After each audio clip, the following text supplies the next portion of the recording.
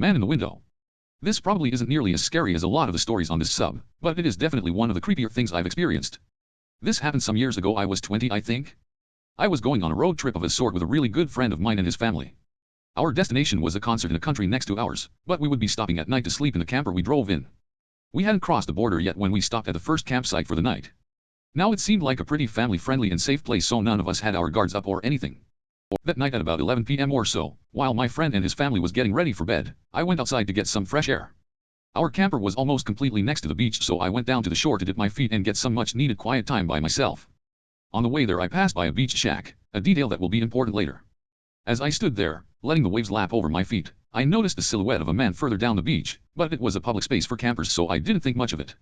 After being absorbed by splashing in the water with my feet and enjoying the moonlight, I decided to make my way back.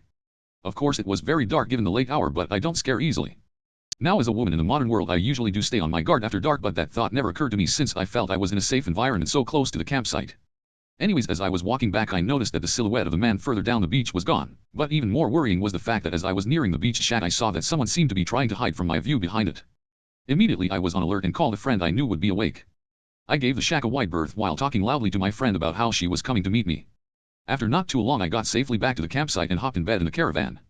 I didn't tell my friend or his family because even though I was scared, there could have been many logical non-threatening answers to what I saw. I put it out of mind and the rest of the trip went off without a hitch.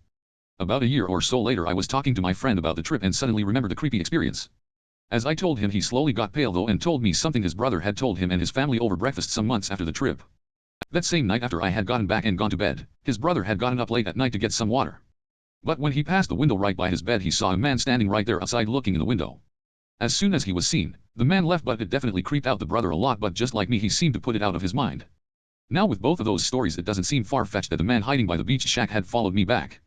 I really am scared to think about what would have happened if I had been alone.